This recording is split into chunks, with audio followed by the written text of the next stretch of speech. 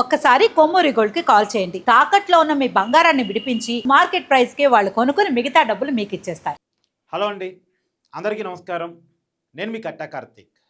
YCP అధినేత YS Jaganmohan Reddy గారికి శత్రువులు ఎక్కడో ఉండరు.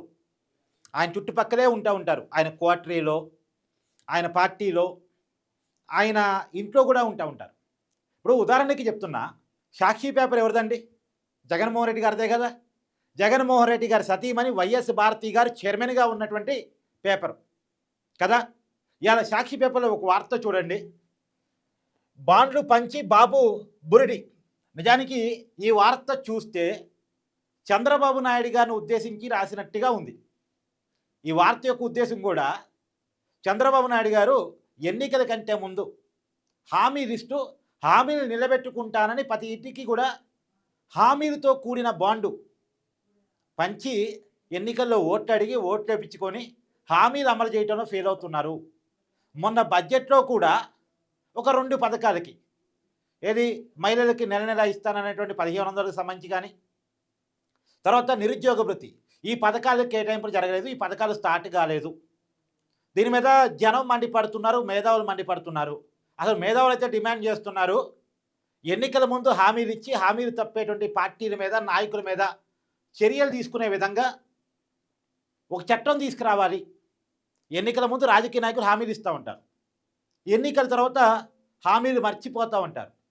మర్చిపోయినప్పుడు వాళ్ళని పనిష్ చేయగలిగే చట్టం ఒకటి రావాలి అనేది మేధావుల డిమాండ్ అనేది ఈ వార్త యొక్క సారాంశం. ఈ వార్త మొత్తం చదివితే మీకు అది అర్థమైంది. కానీ నిజానికి ఆ చట్టం తీసుకొచ్చారనుకోండి, హామీలు అమలు చేయటంలో ఫెయిల్ అయినటువంటి పాలకులను, అంటే ఎన్నికల ముందు మాటలు చెప్పి జనాన్ని మాయ చేసి ఓట్లు వేయించుకొని ఎన్నికల తర్వాత హామీలు అమలు చేయటంలో ఫెయిల్ అయిన నాయకుల్ని చట్టబద్ధంగా శిక్షించాలి అనేటువంటి ఒక చట్టం కనుక వస్తే ముందుగా నిందితుల లిస్టులో జగన్మోహన్ రెడ్డి గారే ఉంటారు. కావాలంటే నేను భారతీ గారి నోటితో చెప్పించే ప్రయత్నం చేస్తాను. ఏదో సాక్షి చైర్మన్గా ఉన్నారు జగన్మోహన్ రెడ్డి గారు సతీమణి గారు, ఆమె నోటితోనే చెప్పించే ప్రయత్నం చేస్తాం. ఒక్కసారి 2019 ఎన్నికల కంటే ముందు భారతీ గారు చెప్పిన మాట. అమ్మఒడి పథకం పెట్టినాడు. పిల్లలను బడికి పంపితే తల్లికి 15,000 ఇస్తారు. ఒక బిడ్డను బడికి పంపితే 15,000, 2 బిడ్డలను బడికి పంపితే 30,000 తల్లికి, 2 బిడ్డలను బడికి పంపితే 30,000 తల్లికి సంవత్సరానికి.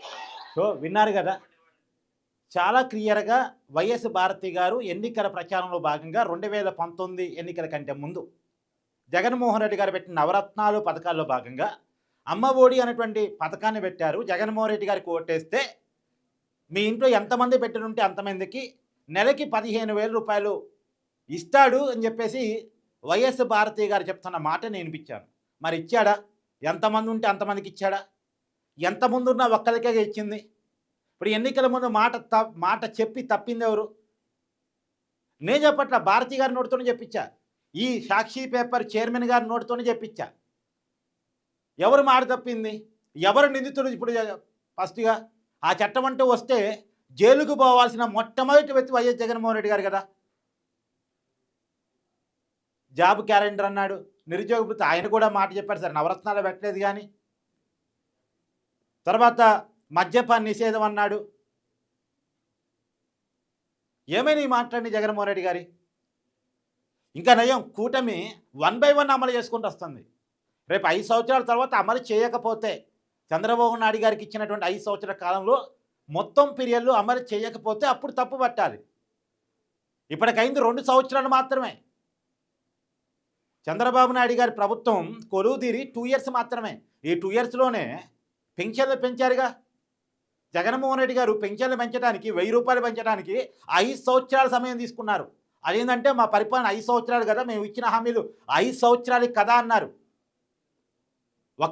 ఒక్కసారి అట్టు స్టార్ట్ చేస్తాము, మాకు టైం ఉంది కదా 5 సంవత్సరాలు అన్నారు. మరి కూటమి గవర్నమెంట్ టైం లేదు, 5 సంవత్సరాలు వాళ్ళకి ఉంది కదా. ఇప్పుడు జగన్మోహన్ రెడ్డి గారు మాటలే చెప్తాను, మళ్ళీ నా సొంత మాటలు నేను చెప్పట్లే. జగన్మోహన్ రెడ్డి గారు అప్పుడు హామీల గురించి నిలదీస్తే 5 సంవత్సరాలు ఉంది కదా అన్నారు. 5 సంవత్సరాల తర్వాత కూడా నెరవేర్చని మాటలు మనం ఇప్పుడు మాట్లాడుతున్నాం. మద్యపాన నిషేధం చేయలేదు, 5 సంవత్సరాల్లో చేయలేదు. పైగా మద్యం కుంభకోణం మాత్రం చేశారు. రకరకాలుగా హామీలు ఉద్యోగాలకు సంబంధించి కావచ్చు, ఇతర విషయాల్లో జాబ్ క్యాలెండర్ ఇవన్నీ జగన్మోహన్ రెడ్డి గారు మర్చిపోయినవి చాలా ఉన్నాయి. హామీలు ఇచ్చి మర్చిపోయినాయి. సరే అవి ఇప్పుడు 5 సంవత్సరాల తర్వాత కూడా నెరవేర్చలేదు కాబట్టి, ఆయన పరిపాలన మొత్తంలో నెరవేర్చలేదు కాబట్టి మాట్లాడుకుంటున్నాం. కూటమి టైం ఇద్దాం, వాళ్ళ పరిపాలన మొత్తంలో నెరవేర్చకపోతే అప్పుడు మాట్లాడదాం. నిరుద్యోగ భృతి బదులు ఉద్యోగాల క్రియేషన్ జరుగుతుంది కదా. ఆంధ్రప్రదేశ్లో పెద్ద ఎత్తున ఉద్యోగాల క్రియేషన్ జరుగుతుంది. పెద్ద ఎత్తున సాఫ్ట్వేర్ కంపెనీలు, పెద్ద పెద్ద ఐటీ డేటా సెంటర్స్ అన్నీ కూడా ఇలా ఆంధ్రప్రదేశ్కి వస్తూ ఉన్నాయి. వైజాగ్లో పెట్టుబడి పెడతా ఉన్నాయి. అమరావతిలో క్వాంటమ్ వ్యాలీ రూపుదిద్దుకుంటా ఉంది. నిజానికి అవన్నీ సక్సెస్ అయితే పెద్ద ఎత్తున ఎంప్లాయ్మెంట్ వస్తుంది. నిజానికి నిరుద్యోగులు ఉద్యోగాలు కోరుకుంటారు, నిరుద్యోగ భృతి కాదు. ఎందుకంటే నిరుద్యోగ భృతి కింద ఇచ్చే 5,000 అది కూడా కొన్ని నెలల పాటు అది దేనికి సరిపోదు, దేనికి అక్కడికి రాదు. ఇప్పుడు ఏముంటుంది, ప్రభుత్వమే నైపుణ్యాన్ని ఇచ్చి, ప్రభుత్వమే శిక్షణ ఇచ్చి, ప్రభుత్వమే ఉద్యోగాలు క్రియేట్ చేస్తారని చెప్తుంది. ఇలా నారా లోకేష్ గారు ఒక పోర్టల్ పట్టుకొచ్చారు. ఎవరెవరైతే ఇంజనీరింగ్ పూర్తి చేశారో వాళ్ళందరినీ రీస్టోర్ చేయండి, వాళ్ళందరికీ కంపెనీలతో టైఅప్ చేసి ఉద్యోగాలు ఇప్పించే బాధ్యతను ప్రభుత్వం తీసుకుంటుంది. కంపెనీలకి అభ్యర్థులకి మధ్య ప్రభుత్వం మీడియేషన్ చేసిద్ది. ఏ ప్రభుత్వం తీసుకుంటుంది ఆ బాధ్యత? ఆంధ్రప్రదేశ్ ప్రభుత్వం తీసుకుంటుంది, నారా లోకేష్ గారు తీసుకుంటున్నారు. ఉద్యోగాల కోసం విపరీతమైన ప్రయత్నం చేస్తున్నారు. విపరీతమైన ప్రయత్నం, భగీరథ యత్నం అంటారు కదా, భగీరథ తపస్సు చేస్తున్నారు ఉద్యోగాల కోసం. సరే మహిళలకు ఇచ్చేటువంటి ఇస్తామన్నటువంటి 1,500 అది కొద్ది ఖర్చుతో కూడిందే, ఇప్పటికిప్పుడు సాధ్యం ప్రాక్టికల్గా కానిదే. దానికి టైం తీసుకుంటారేమో చూద్దాం.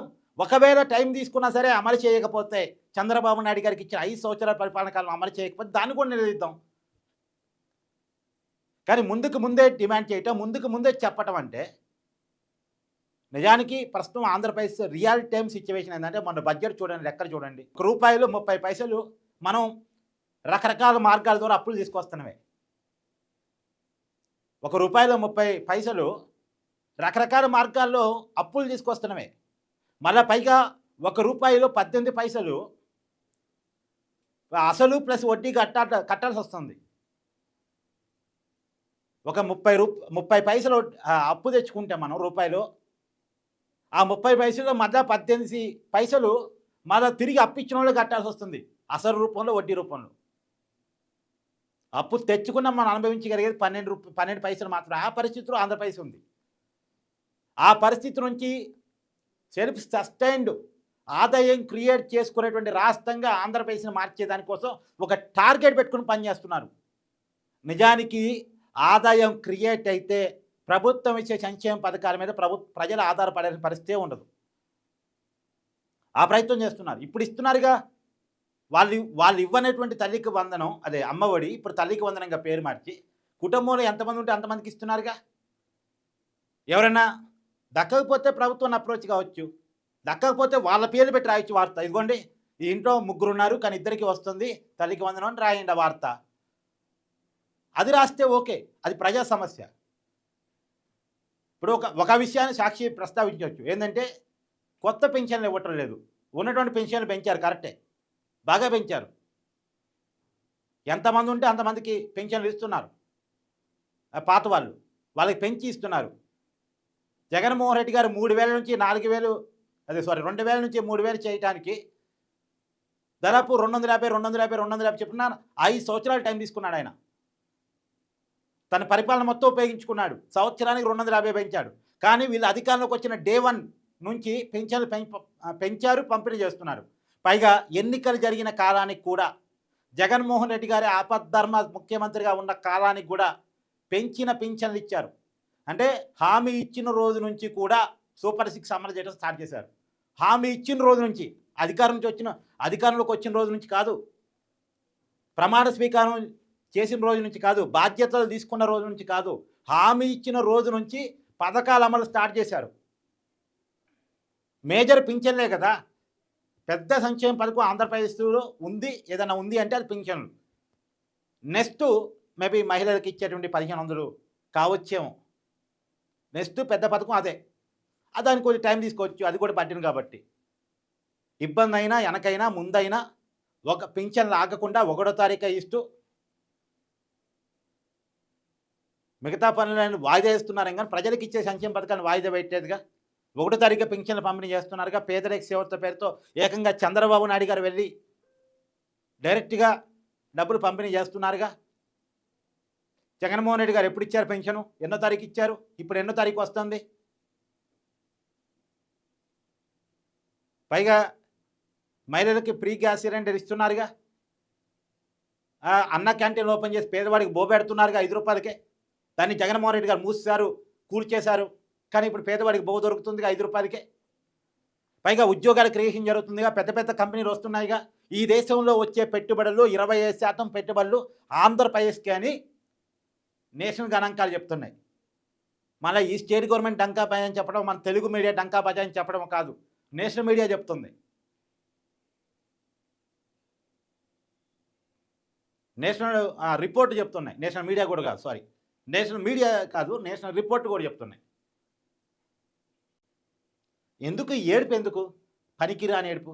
జగన్మోహన్ రెడ్డి గారిని బుక్ చేయడానికి. కాకపోతే ఇప్పుడు ఆ చట్టం తీసుకొచ్చి జగన్మోహన్ రెడ్డి గారిని తీసుకొచ్చి జైల్లో పడేద్దామా ఏంది? సో సాక్షి వాళ్ళు ఏమన్నా జగన్మోహన్ రెడ్డి గారు జైలుకి వెళ్ళాలి, జగన్మోహన్ రెడ్డి గారు జైలుకి వెళ్తే సానుభూతి వస్తుందని ఏమైనా కోరుకుంటున్నారా ఏంది? నేను కూడా అంతే అనుకుంటున్నారేమో. ఎందుకంటే ఎంతమంది కూడా సజ్జల రామకృష్ణారెడ్డి గారు మాట్లాడుతూ జగన్మోహన్ రెడ్డి గారు అరెస్ట్ అన్నారు, మీరు చేయరేంటి, చేయండి జగన్మోహన్ రెడ్డి గారిని అరెస్టు అని ప్రభుత్వాన్ని రెచ్చగొట్టేలా మాట్లాడాడు.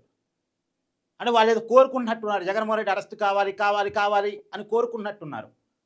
కోరుకుంటే అంటే అరెస్ట్ అయితే సింపతి వస్తాయి, మళ్ళీ బయట ఉంటే ప్రతి మంగళవారం ఆయన రావాలి, ఆయనకి మేము స్క్రిప్ట్ తయారు చేసి ఇవ్వాలి అని ఏమన్నా బర్డెన్గా ఫీల్ అవుతున్నారా, లేకపోతే ఆయన జైల్లో ఉంటే బాగుంటుందని ఫీల్ అవుతున్నారా?